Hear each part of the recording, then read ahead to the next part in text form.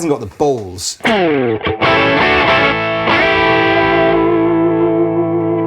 Hey everybody, welcome back to Andertons TV. I'm joined by the marvellous Paul Drew today. Howdy doody. Yes, you may recognise Paul from his own channel, Studio Rats. But I've been a fan of your channel for a while, and we have met. Our paths have crossed at a few different trade shows and things over the last year or two. Well, thanks for having me, mate. This is a treat. Oh, I'm pleased. Look, so we're throwing you in at the deep end, Mr. Paul, because we want your help here.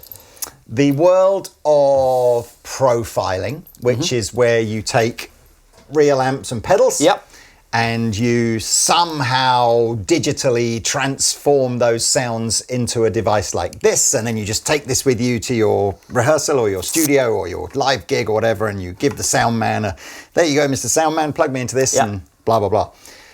That Kemper kind of, I suppose, introduced that, didn't they? You ever had a Kemper? I've had 3 Kempers. I'm one of those guys that buys stuff, likes it, hates it, buys it again. This is why you're so rich, Lee, because I keep coming in here. Well, thank you so much. I shall name the new east wing of my house the Drew extension. So yeah, all 5 of these devices can do that sort of profiling thing. Profiling, I think, has ended up becoming the word that Kemper use, and then these guys will use capture, and these guys will use clone or whatever. But they can all, to some degree or another, do that. And I thought we'd just take a couple of amps. So we've got a very cool sounding Edge of Breakup through the Victory Deputy. Love that amp. We've got some higher gain coming out of the Engl. Right. So we're going to try and capture those 2 amplifiers on these 5 devices. Now, I think a lot of people, when they capture, just go, well, I just get a microphone, I stick it in front of the amplifier, and I put it in the back of the thing, and I capture.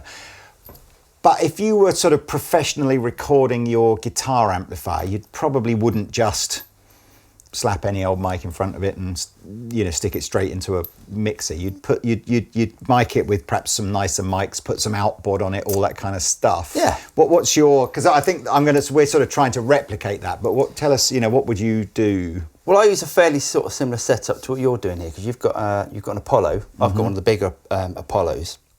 So I'll either use microphones or I'll use a 2 Notes Torpedo Studio device mainly, or a combination of both, and then profile from that. But I'm quite used to sort of being a sort of studio engineer type person, so I'd like to think I know what guitar tone is. Well, that's what we're going to try and replicate. Okay. So when you listen to an Andertons YouTube video, you're typically hearing a guitar amplifier with an SM57 and a Royer 121 on the speaker. Posh. So really good miking. That then goes into our UA interface.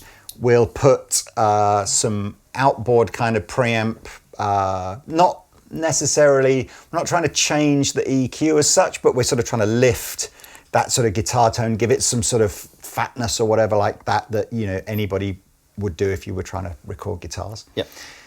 So we're doing that. So we're emulating all that, and then we're going to profile, capture, model, whatever you want to call it, that tone, and then we're just going to see. We'll be you guys will be able to hear what does the amp sound like, and then you'll be able to hear what the 5 of these sound like, and you'll be able to go, that's the one I think captured it in the most authentic way or the nicest way or whatever.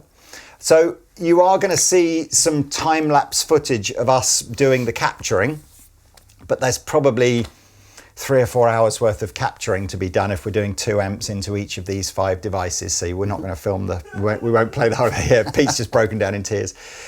And before we start, let's just go through them. Let's go through each unit. And I don't know which of these you're more or less familiar with. Okay. If we start with the Headrush Flex Prime, you ever used this before? Yes. Excellent. Yeah. So Headrush Flex is part of a family of units that includes 2 bigger brothers called the Prime and the Core. And you can't actually capture on the Flex. You have to use one of the bigger brothers to capture, and then you effectively upload that into the cloud, and you can then download those captures into the Flex. So the Flex is kind of in here because it will play captures, but won't allow you to create captures, but it will play them.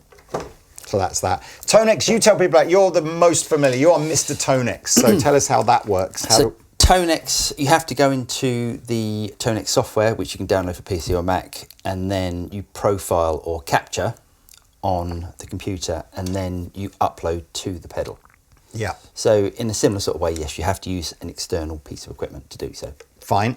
The Kemper profiler is the same deal as the Flex. So again, this can play profiles that you've captured on one of the bigger units, but it can't create them on the unit. I can kind of hear you going, well, why would you, if you can't capture on this, how do you get the sounds?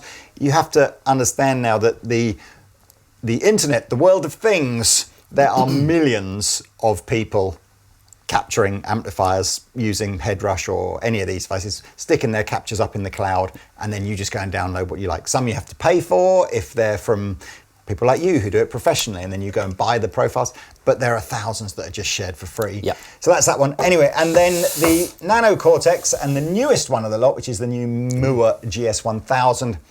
These devices you actually can capture and play back on the same device. So anyway, that's more than enough talking. Let's start and show you what the 2 amps sound like that we're gonna capture. Right, let's just hear the Victory Deputy with this lovely Ibanez here. And I would describe this as, this is pretty crystal clean if we're on a single coil sound here. There's like a little bit of hair if we go to the humbucker, but this is just so that you can hear. So what you're actually hearing now is the exact mics and preamp and everything that we're going to use to capture this. We're obviously in the room. Yep.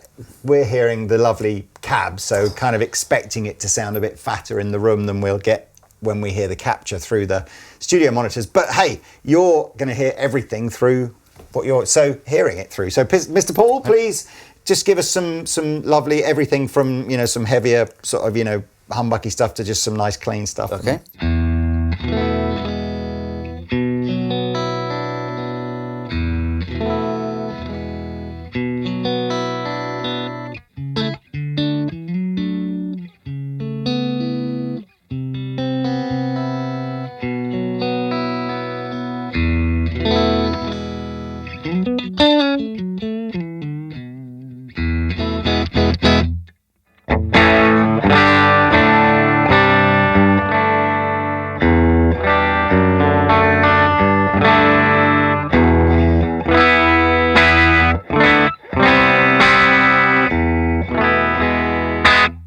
Great. So when we capture that, I'm really hoping that the capture recreates those lovely harmonics that you get when I think if a guitar sound is super, super clean, it goes a bit sterile. Yep. And as soon as you introduce that little bit of something, you get that lovely kind of compression and that little bit of hair and those nice harmonics. But obviously we've got to remember, you can't capture amps with any kind of reverb or ambient sound in it. So we're listening to this completely dry in the room. We'll probably add some reverb in post just Thank God.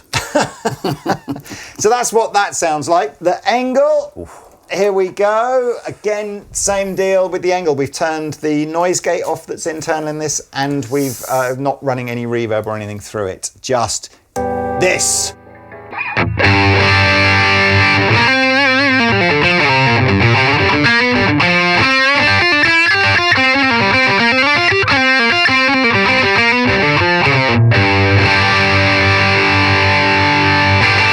Oh man, let that chord ring, because I love it.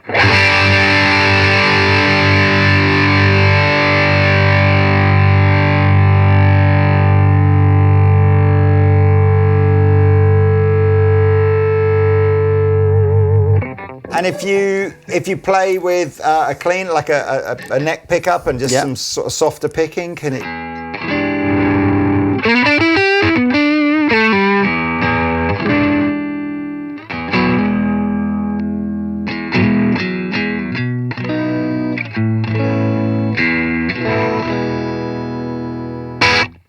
Great. All right, so you get the idea. Those are what our 2 amps sound like, and we'll come back and refer to those when we're doing the final sort of testing. But for now, Mr. Paul, Exciting. let's get digital.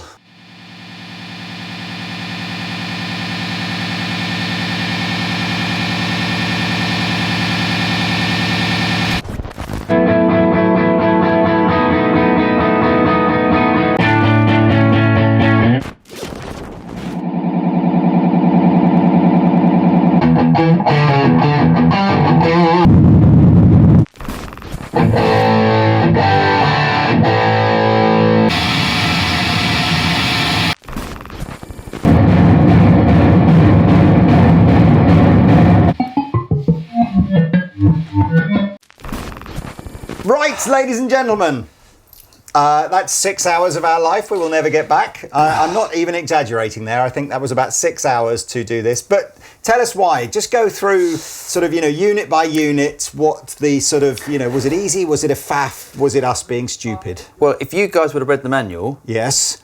That would have happened a lot quicker. I agree. Yeah? Entirely, yes. Okay. Although I will say, in our defence, the way the screen tells you to do capture misses out a really crucial part that the manual does tell you. So I sort of, in my defence, Mooer, please, you could have made the screen information much clearer. But that was a good hour and a half that could have been 20 minutes, couldn't it? It was. I thought the visual representation of what it was doing and all the little lights flashing and stuff, I loved it. Yeah. I thought that was great. I must admit, there are some things on that touch screen where I want to use the encoder knob to adjust well, and you can't, so you're kind of constantly... Anyway, but yes, the actual, once we'd read the manual, very simple.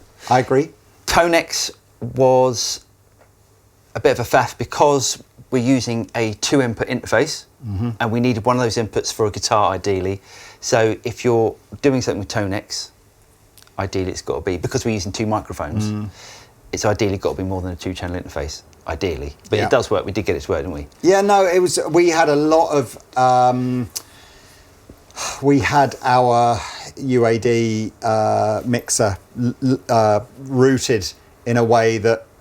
Anyway, it took us a while to work that out. Again, in fairness to not in fairness, what I liked on Tonex is the way in which the Tonex pushes signal through the amplifier. Instead of every other one is this sort of like pulsy Star Wars sounding noise. Tonex just plays guitar through it. So you kind of feel like surely that's making the amp be more realistic, right? But anyway, that was another faff, but more on us, I think, than on Tonex. These two, pretty much the same, in the way that you've got to use the bigger unit to capture the amp and then copy it over to the smaller unit. Yeah. So I guess these are ideal if you're sort of buying captures, I guess. I think we have had some customers that I think have had the big Kemper and still use the big Kemper, but have bought this just to have really tiny, just to go out and do little gigs with, where they just want, 2 or 3 amp profiles. I agree. The Flex Prime is entirely, no one is going to own the big one and the small one. Yeah. If you buy the small one, it's because you're just going to the cloud to get all of your captures. And then finally... Nano Cortex, piece of piss. Yes. Awesome. Nano Cortex.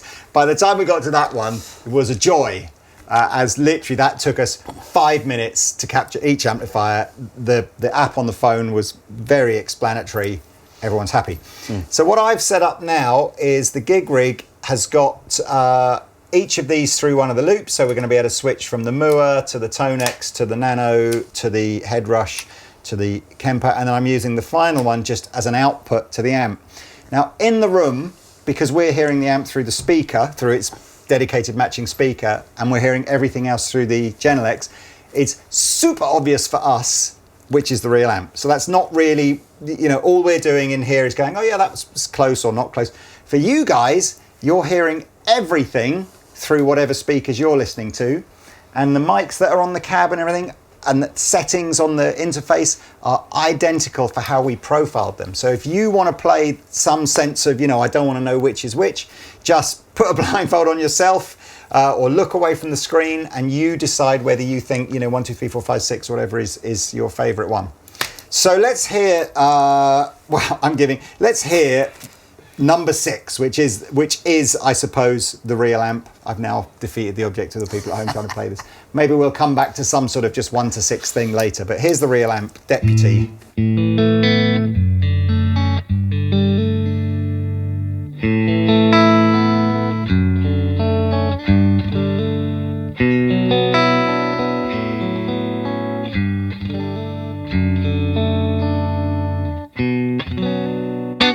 Dig in a bit, let's see if we can get some edge of break up.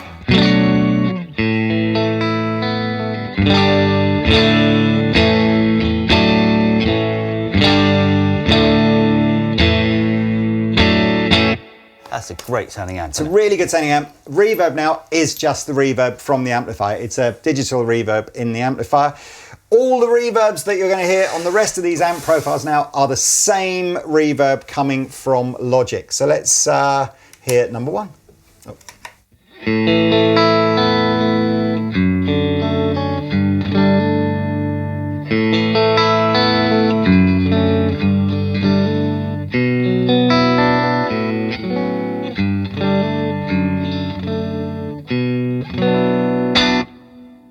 Dig in and just...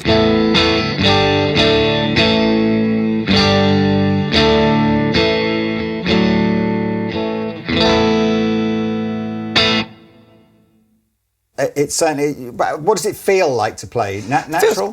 Feels good. Yeah, it feels good. I mean, yeah, you're playing it against the amp, which we're sort of hearing as well, but I think if I didn't hear the amp first and I plugged into that, I'd say it feels really responsive. I like the way that just you picking harder, you can hear how it is just breaking up that tiny bit in quite a natural way. Its EQ vibe is different, but I'm sure that's almost entirely down to the fact we're just listening to it through different speakers now. So let's try number two.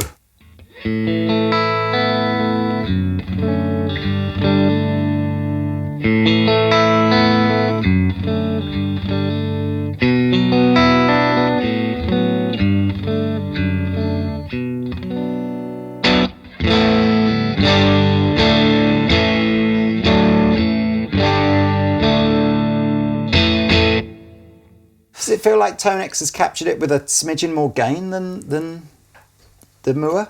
Yeah, and it feels more responsive to me. Right. Whilst you're playing, yeah, between the two. How about if I turn away? And then well, no, it's just so you can get a...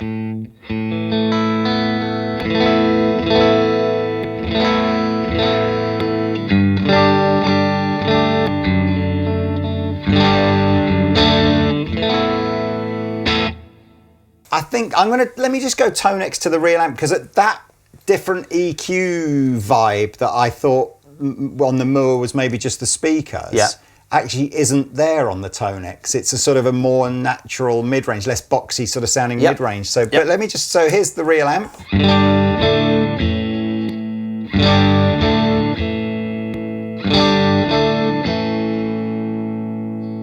It's marginal, isn't it? But I do think the Tonex has probably captured it slightly closer. Yeah.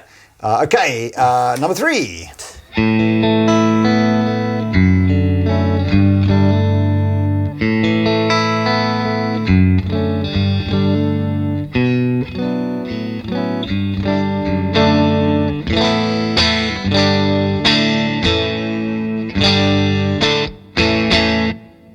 That sounds great as well. It sounds great, although it's got that top end, that sort of top end sizzle, which isn't in the guitar amp. Yeah. That the Tonex hasn't got to me, but yeah, no, I think. Yeah. I mean, I thought the Tonex again feels like they've just captured it with more gain. But let's just go between.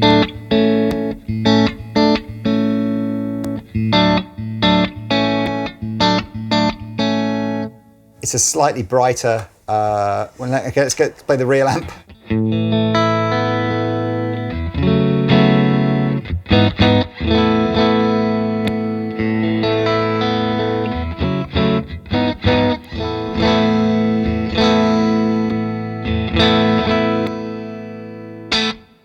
I was saying that to Pete, might have been before you got here today, but it's really interesting that no matter how you try and profile a real cab, as soon as you put it through a speaker with a high frequency driver in it, it does just introduce top end that isn't there through a real cab. But is that because the microphone's capturing that? And then, I mean, I always think with these sort of modelers, I mean, if I was mixing stuff, I'm always high and low pass filtering anyway, so I'm taking off the very bottom and the very top anyway to make it, because, you know, guitar speaker hasn't got that frequency range, is it? So let me see on the if you dig in, is it picking up that kind of natural breakup a bit?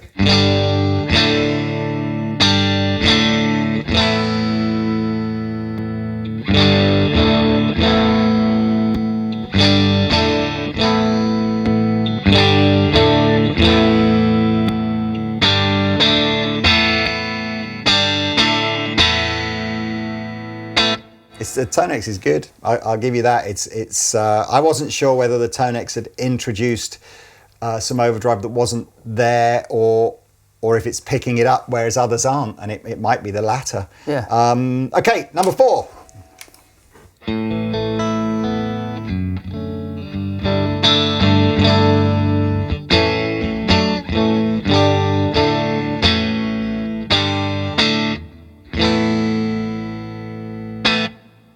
Feels like there's some natural compression in it. Interesting. Is it? I've read the odd criticism of Prime that it can be a bit laggy. Are you feeling any difference between this and the others? If I compare it, say that one. That's definitely more responsive. Right. Yeah. Yeah, it's marginal, but yeah, you can definitely feel it. Yeah, I mean, I always think in defence of the Headrush, and I'm less familiar with the Mooer, but I'll say the same about the Mooer. In terms of functionality, these two do miles more. These 3 here are largely about capturing amps and then reproducing those amp sounds. These 2 are way more fully fledged multi-effects units, and so I suppose you might want to take that into account. And then the good old-fashioned goat of them all, the Kemper, who invented all this stuff.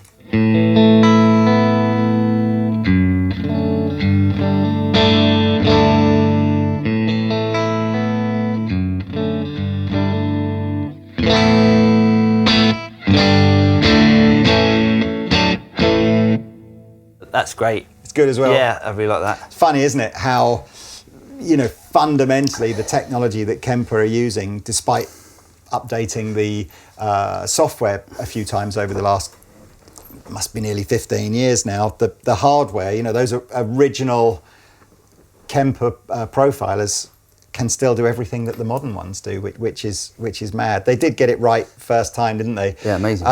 Okay, now I'm going to just do a straightforward, no talking.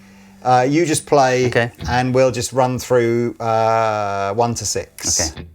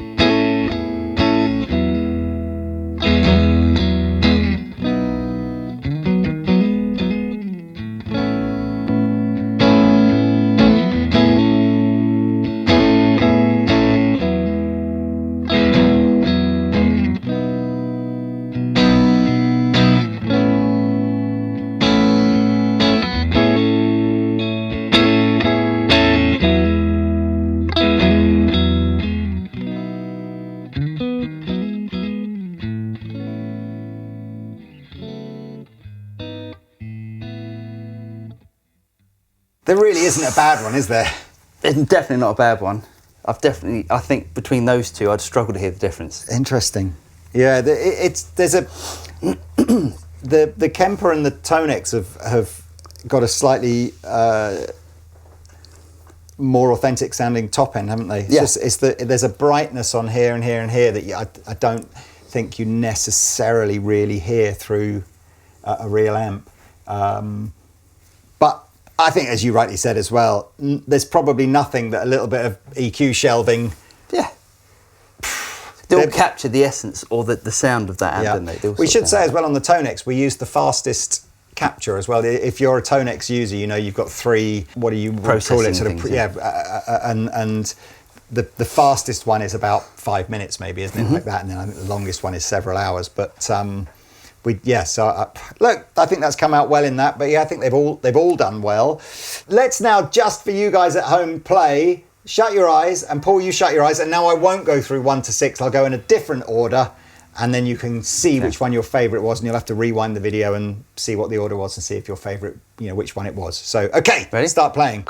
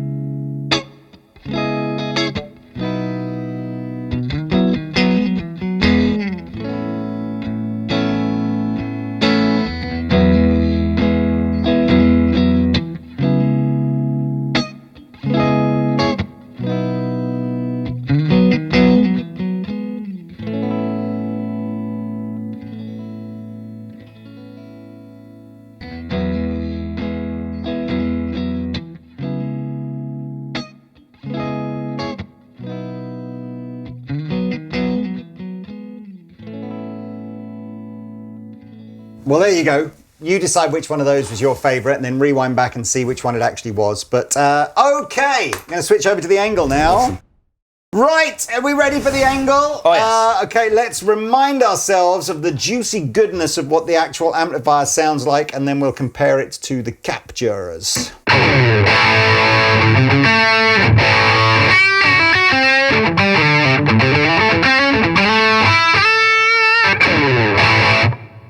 That amplifier has no reverb built into it, so if you heard any reverb then, it was because our wonderful editors put it in post.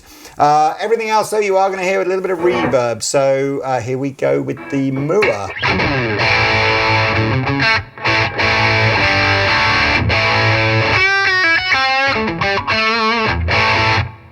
It hasn't got the balls, but I'm sure that's big cab versus little speakers, isn't it? Oh, it just sounds brittle. It doesn't feel very responsive, and it sounds brittle. That's really interesting, because I think the player with all of these kinds of products here, you'll often hear comments like, "Oh, the audience could never tell the difference," or and I would probably agree with you. But the player feels and hears every nuance, and it's so important as a guitar player that you feel like you've got good sound, good vibe on. So if you're not feeling it on that, that's a drag. I didn't think it sounded that bad. It just lacked the bottom end for me. Okay. Could you just like play some more chuggy stuff?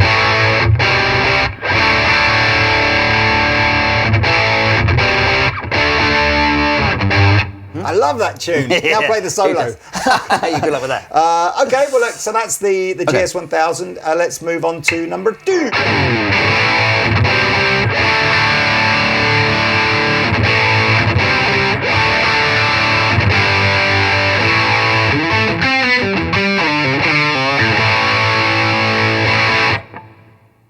More throaty. It's more throat, it's got more bottom end, feels more responsive. Do you know what it almost sounded to me like? It almost sounded double track to me. It almost sounded like it almost sounded like fatter in the way that layering guitar tracks sound fatter, but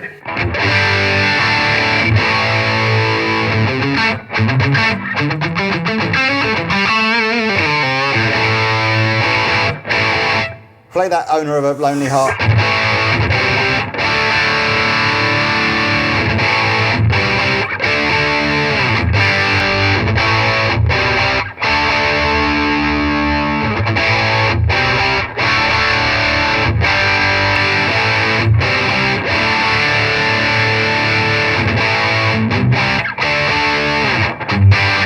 It does sound good. I think there's another interesting tonality around when you're letting the chords ring. The Tonex stayed fatter for longer within the chord than the GS1000 did. Yeah, absolutely. Okay, let's see what the next one sounds like.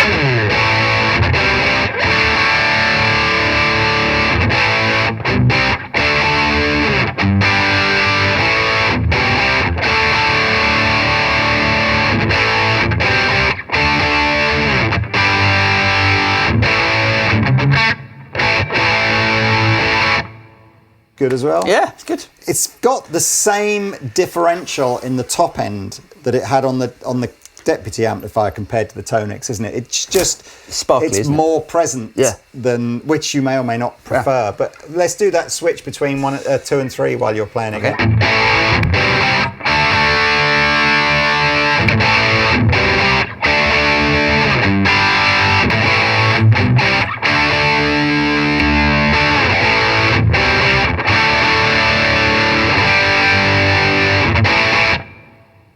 That's tough to choose between those two, isn't it? It was almost like I thought that was the last on when it was on that. I thought it was that. So it sounds great. They both sound great. They've got balls for sure. Okay, numero 4.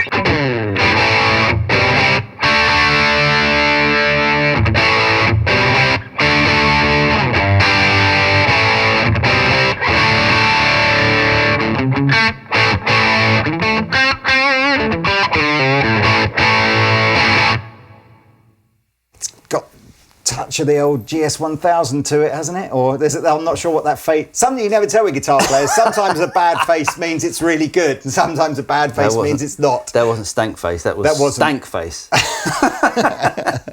Let's just So I don't know, what is it? Describe how you're feeling. Like you didn't like this one as much as the last two, maybe. I just feel really disconnected from it. Right. And you can feel like the latency in it.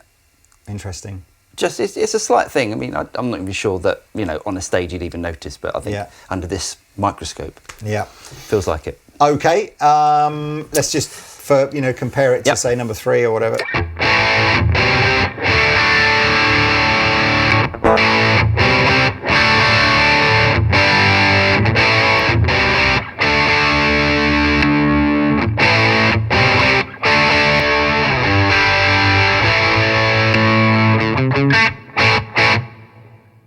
Hard, isn't it? As a pure listener, I thought it did the Engl thing better than the GS1000. It doesn't sound desperately different, but it's really interesting your reaction of just going, I don't, because I think a gainy amplifier is so much about the feel, isn't it? Yeah, it almost feels like we're pushing through a noise gate as such. So almost like I'm trying to get past that before it reacts. Right. But I reckon add a bit of gain to that. Maybe. And it'll probably be all right. Interesting. All right, let's try Kemper.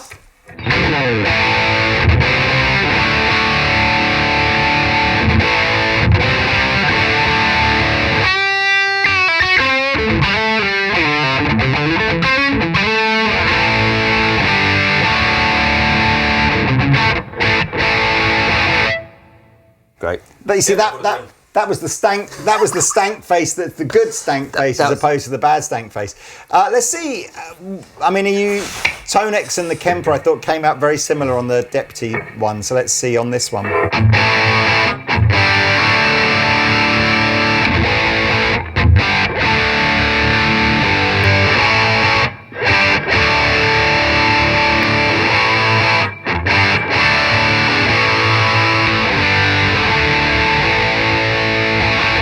That's interesting, because it does the saturation quite differently on the Kemper, doesn't it? It's really not good. As grainy sounding. It's it sounds more polished, doesn't it? Almost like it's been studio-fied a little bit.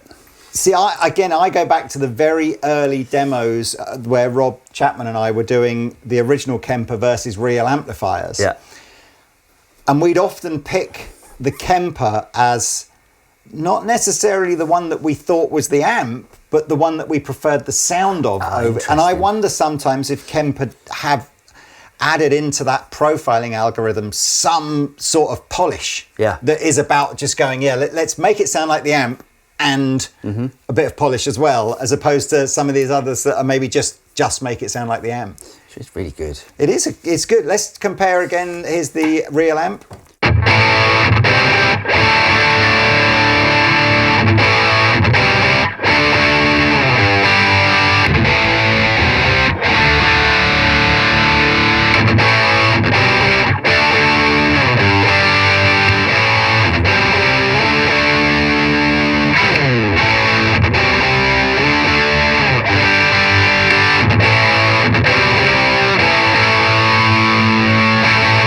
I'm going to stand by my comment there of, as much as I might say I think the Kemper is my favourite sound, I actually do think it's not as close a sounding to the amplifier as the Tonex or the Nano Cortex. Tonex is great, isn't it? Especially for the money. I think it's I mean, everything we've chosen here is, you know, because it's the closer to the more affordable end. So I think you're looking at a price range here between sort of £250 and £600, something like that. Again, links below where you can find out more. Let's do this thing where, again, I'm going to go through, and so you now cover your eyes. I'm going to go through in a random order which one you're hearing, and again, you can decide which one was your favourite and then come back and see which one it was.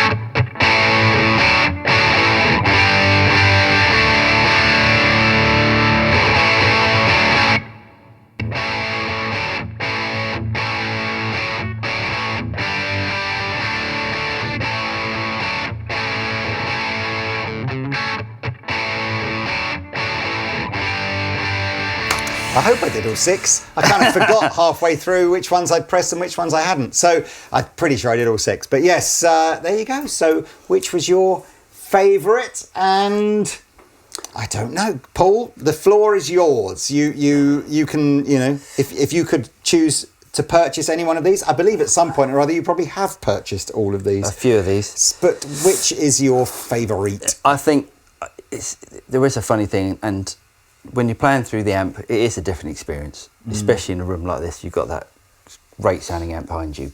But if I had to choose one of these, it would be between the Tonex and the Kemper. And I'm really surprised with the Kemper, to be honest. Yeah. Considering like it's older technology, I guess. Yeah, it's really good. Well, thank you, Paul. Pleasure.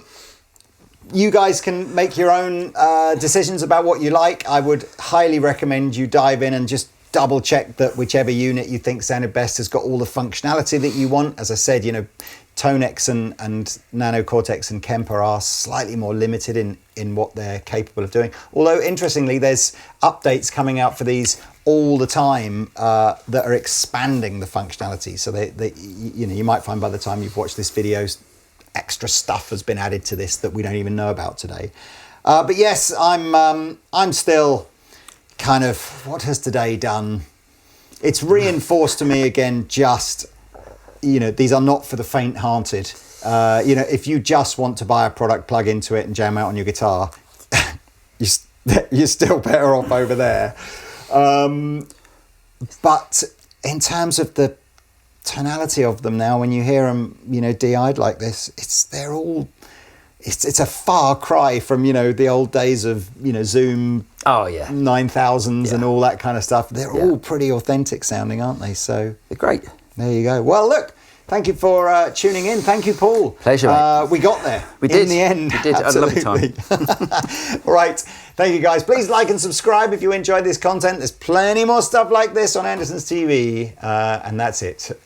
Pete's coming in now. I don't know what he's going to do. So we better cut quickly. We'll see you later. Goodbye. I think the Kemper was best. Do you? Absolutely. I knew that was coming. Oh, dear.